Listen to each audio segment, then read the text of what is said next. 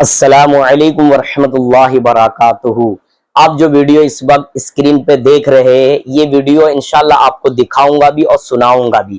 کس موضوع پر ہے اور کس کے تعلق سے کون کہاں ہے وہ ضرور سننا۔ تھمبنیل میں آپ نے دیکھ لیے ہوں گے۔ آپ سبھی کو مولانا شان محمد کے چینل پر خوش آمدید کہتا ہوں کہ دیکھیے، دنیا میں اعتراض کرنے والے بہت لوگ ہیں، لیکن عمل کے میدان میں آئے تو وہ ٹائٹے فش ہو جاتی ہے اس کی۔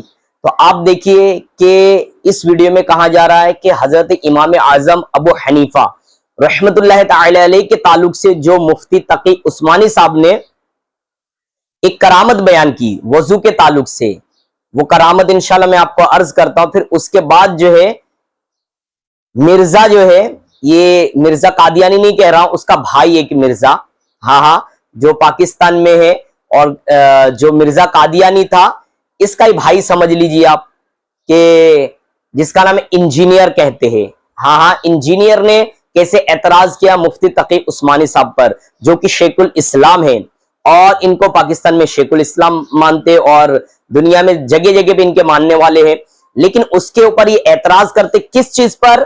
کہ ابو حنیفہ، امام اعظم ابو حنیفہ رحمت اللہ تعالی علیہ، جو کہ آپ کو اللہ تعالی نے بہت زیادہ علم عطا فرمایا اور آپ جو بزرگ ہیں، لیکن اس کے تعلق سے ایک کرامت ہے جس کے بارے میں مفتی تقی عثمانی صاحب نے بیان کیا۔ وہ کیا ہے واقعہ میں آپ کو عرض کر دیتا ہوں، پھر اس کے بعد یہ ویڈیو پورا دیکھنا، سننا اسے، تو آپ کو سمجھ میں آ جائے گا کہ انجینئر نے کیا کہا ہے اور پھر مفتی مسعود نے کیا کہا ہے، پھر اس کے تقی عثمانی صاحب کے بارے میں کیا کہا جا رہا ہے۔ یہ سارا اس میں سن لینا اور اپنا کمنٹ ضرور دینا، اور اچھا لگے تو شیئر بھی کرنا۔ کہ دیکھیے واقعہ کچھ اس طرح ہے کہ امام اعظم جو کہ اللہ والے نیک اللہ کے ولی ہے، اس میں کسی کو کوئی شک نہیں ہے، اور ایک جو ہے تابع بزرگ ہے۔ تابع کس کو کہتے ہیں؟ تابعی کسے کہتے ہیں؟ کہ جو صحابی کو اپنے آنکھوں سے دیکھا ایمان پر، اور ایمان پر ہی اس کا خاتمہ ہوا۔ اسی طرح جو صحابی نے حضور صلی اللہ علیہ وسلم کو دیکھا ہو اپنے آنکھوں سے، اور ساتھ ہی ساتھ ایمان پر ایمان لائے اور ایمان پر ہی خاتمہ ہو، اسے صحابی کہتے ہیں۔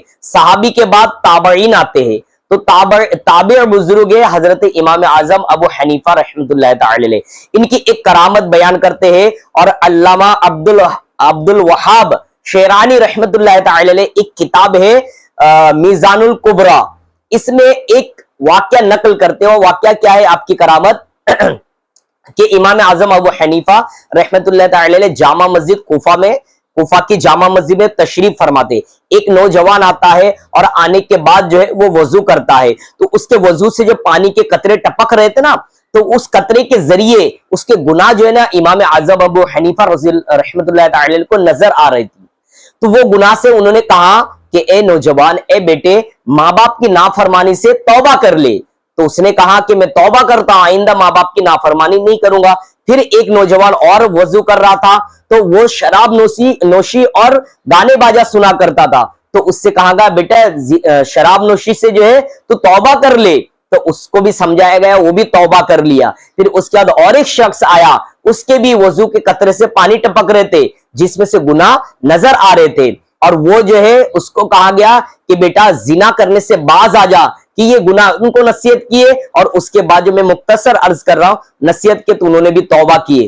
لیکن یہ جو کہ گناہ لوگوں کے نظر آ رہے تھے، اس لیے امام اعظم ابو حنیفہ رضی اللہ رحمت اللہ تعالی علیہ کو برداشت نہیں ہو رہا تھا کہ یار میں لوگوں کے گناہ مجھ پر اشکار ہو جاتے ہیں تو مجھے یہ اچھا نہیں لگتا۔ تو اللہ کی بارگاہ میں دعا کی، اللہ یہ کشف کا جو علم ہے جو تو مجھے عطا فرمائیے، یہ علم مجھ سے لے لے۔ تو اللہ سے دعا کی، یہ علم ان سے لے لی گئی۔ پھر لوگوں کے گناہ جھڑتے تھے اور نظر آنا بند ہو گیا۔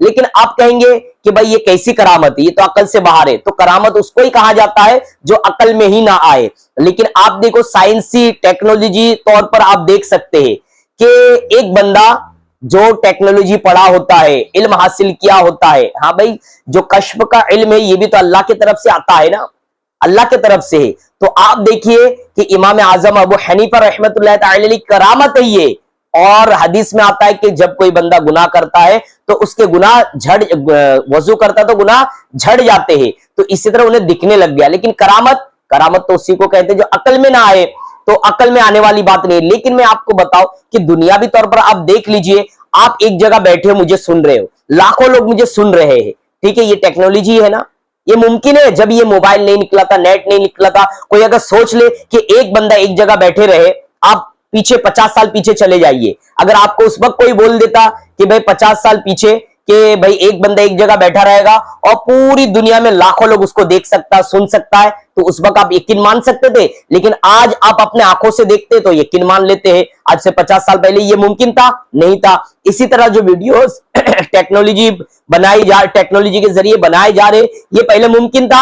आज देख लीजिए मोबाइल में ना वायर है, ना नेटवर्क है, कुछ नहीं है। मोबाइल में ना वायर है, ना कहीं कुछ है, लेकिन यहां से बैठे बैठे बंदा कहां अमेरिका पहुंच जाता है, मक्का मदीना पहुंच जाता है, और उसको देखते भी सुनते भी। ये टेक्नोलॉजी, तो हम देखते हैं, उसे यकीन कर ले रहे। और जो अल्लाह वाले होते हैं तो अल्लाह से कनेक्शन है। तो दुनिया वालों की ताकत में, दुनिया वालों के अंदर उतनी ताकत नहीं है, ठीक है। जो टेक्नोलॉजी इतनी ज्यादा जो बनाए हैं, ये अकल से, तो ये अकल है। रूहानियत पहले क्या अकल पहले है? भाई अल्लाह का कुर्ब हासिल करने वाले के अंदर पावर ज्यादा है कि दुनियावी टेक्नोलॉजी बनाने वाले जो इनके अंदर पावर ज्यादा है? तो आप यकीनन कहेंगे, देखिए शिफा देने वाली जात अल्लाह की है, लेकिन बीमार होता है तो इंसान डॉक्टर के पास जाता है। लेकिन जब मौलाना के पास जाता है, मौलाना क्या करता है? आयत पढ़ता है, पढ़ने के बाद कुछ दम कर दे तो शिफा याब हो जाता है।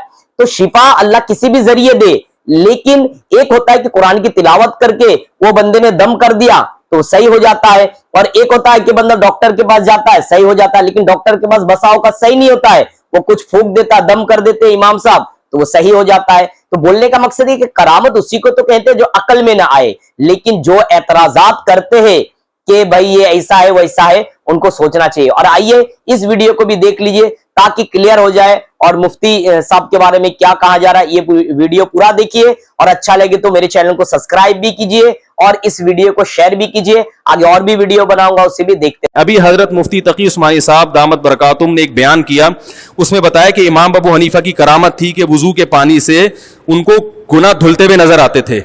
हज़रत इमाम अबू हनीफा रहमतुल्लाह अलैह से इसके बारे में मनक़ूल है, वुज़ू करते थे लोग तो उनको वुज़ू के पानी के अंदर लोगों के अमाल बहते हुए नजर आते थे कि यहाँ पर अल-आज़ बिल्लाह इसमें चोरी नजर आ रही है, इसमें जो है गीबत नजर आ रही है, इसमें झूठ नजर आ रहा है, वो चलता हुआ नजर आता है। हज़रत इमाम अबू हनीफा रहमतुल्लाह अलैह को अल्लाह ताला ने ये कश्फ का, और इसी वास्ते इमाम अबू हनीफा का मसला क्या है कि माए मुस्तामल नापाक है। वो इसीलिए कि आंखों से देख रहे थे कि वो उसमें जो है गुनाहों की गंदगियां बह रही, तो उन्होंने कह दिया कि माए मुस्तामल ना। उस पे वो मशहूर जमाना फितना ने बाकायदा कहके लगा के हंसा है। वो बंदा जे जो दरस निजामी के आखिरी दर्स के अंदर अवामुन नास में बैठ के पता क्या बता रहा है कि इमाम हनीफा को गुनाह धुलते हुए नजर आ जाते थे।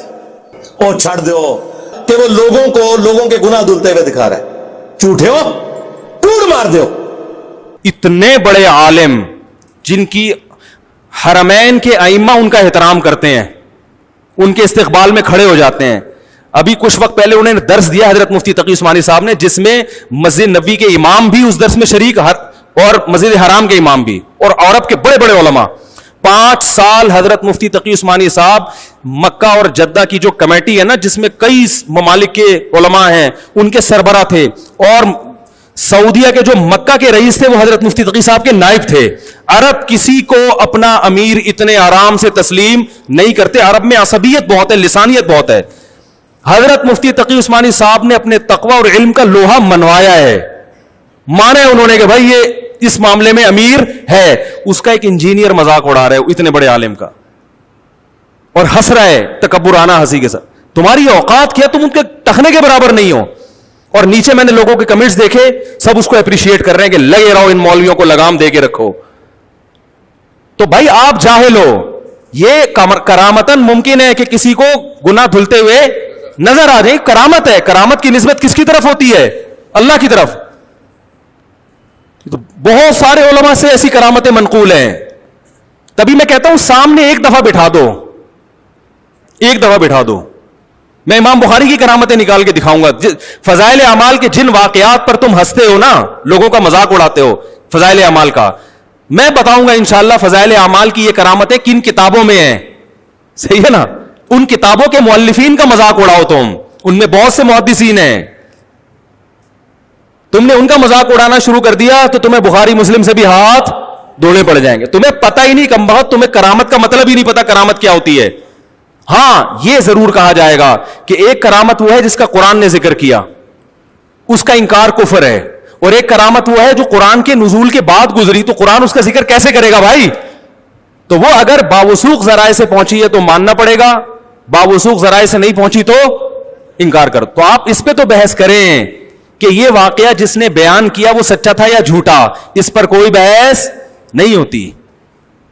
یہ ابن حجر نے لکھا ہے کہ امام ابو حنیفہ نے 40 سال عشاء کے وضو سے فجر کی نماز پڑھی ہے. ابن حجر کا یہ شخص کبھی مذاق نہیں اڑائے گا, کیونکہ علامہ ابن حجر شافعی کا مذاق اڑایا تو آپ کو علم حدیث سے ہاتھ دھونا پڑ جائے گا. جتنے بڑے بڑے آج کل محدثین پیدا ہو رہے ہیں نا, جو حدیث کو صحیح اور ضعیف کہتے ہیں, یہ سارے علم حدیث میں حافظ ابن حجر کے محتاج ہیں. علامہ البانی کی جتنی تحقیقات ہیں ساری حافظ ابن حجر سے لی ہوئی ہیں. انہوں نے بہت کچھ ابن حجر کی تقلید میں کیا. انہوں نے, وہ شافعی بھی تھے, ساری دنیا کو پتہ ہے شافعی مسلک کو فالو کرتے تھے. وہ انہوں نے بھی ایسی کرامتیں ذکر کی ہیں, ان کا کبھی مذاق, جہاں کسی عالم دیوبند کا یا بریلوی عالم کا نام آ جائے گا ان کو مذاق اڑانے کا موقع. تو پتہ چل رہا ہے کہ آپ دکانیں چلا رہے ہیں, آپ لوگوں کو صحیح گائیڈ نہیں کر رہے. یہ بزرگوں کی کرامتیں ہر دور میں ہوئی, اس دور میں تو زیادہ ہوتی تھی. تو نبی نے فرمایا کہ جب ہم وضو کرتے ہیں تو وضو کے پانی سے گناہ دھلتے ہیں, تو اللہ اپنے کسی نیک بندے کو یہ گناہ دکھا دے تو اس میں کیا رہ جائے بھائی؟